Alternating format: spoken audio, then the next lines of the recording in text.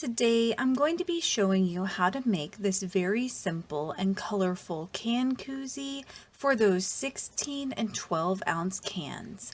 And if you're interested in the 12 ounce tall and skinny version, check the links in the description because I will have them down there, as well as a solid version of these can koozies. And for our koozie, I'm going to be working with the Lion brand yarns Re-Up Recycled Cotton and Polyester Blend. And this is a size for medium weight yarn. And I am going to be using 4 colors, and those are Sea Glass, Surf Spray, Rust, and Mineral Springs. I'll also be using a size G or 6 or 4 1/4 of a millimeter crochet hook. Go ahead and grab the color that you want on the bottom of your can koozie, and we are going to attach the yarn to our crochet hook using a magic circle. So drape your tail over your working yarn and pinch that intersection, and then just simply yarn over and pull through the loop. And from here, we're going to chain 2 and place 12 double crochets inside of our magic circle. And when you're placing these double crochets, make sure you place them in the loop as well as over the tail. And once you have your 12 double crochets, go ahead and pull on that tail to tighten the gap in your magic circle. And for our next row, we're going to skip our chain 2 and then place 1 slip stitch in the top of our first double crochet.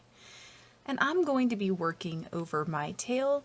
You don't have to do this, but if you want to, you just line it up with your stitches and work over it like it's part of your stitch. From here, we're going to chain 2. And we're going to place 2 double crochets in each stitch in our row, starting with the next stitch.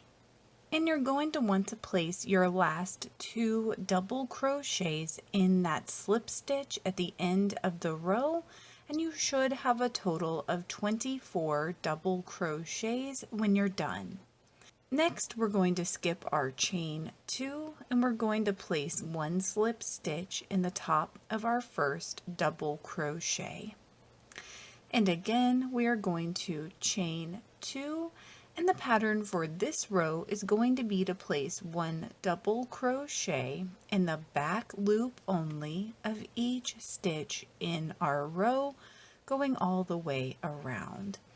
So again, you should have a total of 24 double crochets when you're done, and you should also work in that slip stitch right here at the end of the row.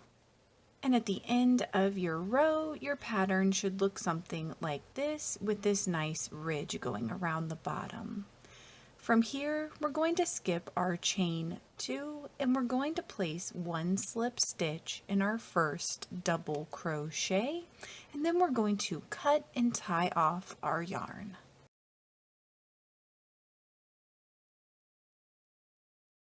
So now we're going to attach the next color to our crochet hook using a slip knot, and for me that is this nice teal color. And so we're going to work a few stitches back from where we cut and tied off that rust color. And we're going to do something a little bit wonky, so bear with me. Basically, what we're going to be doing for this row is placing double crochets right here in the gaps between our double crochet stitches. So we won't be working in the top portion of our stitch. And we're going to begin by placing a double crochet in between any of our stitches. It does not matter where you begin. So how you're going to place an initial double crochet stitch is grab a hold of your tail, and then you're just going to insert your crochet hook between 2 of your double crochet stitches like this. And then holding onto your tail still, you're going to yarn over and pull up through that gap. And I like to switch hands and hold my tail with my thumb, but this is entirely up to you. I just don't like the stitch to get really stretched out. Then you're just going to yarn over and drop 2 loops at a time until you've completed your double crochet stitch. And from here, the pattern is really simple. We're just going to place 1 double crochet in each of our gaps, going all the way around our row. And so we should have 25 double crochets when we're done because of our chain 2. So we're not going to skip that. We're going to treat it like it is one of the double crochets. And as always, I recommend working over your tail from your previous row, but you certainly don't have to. It's just a personal preference. And when you make it back around to your first double crochet, you're going to insert your crochet hook in the gap between your first and second double crochet right here. And that's where you're going to place your slip stitch. So just like this. And from here, we're going to cut and tie off our yarn again. So now we're just going to repeat that process with our next color. And for me, that was the light blue surf spray color. But of course, any combination of these colors is just stunning. I really like this collection.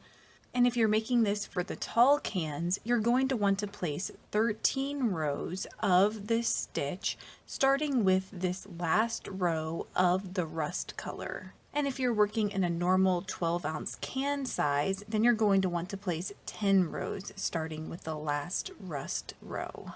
And I just hid my tails down the inside of my can koozie when I was done with my last row.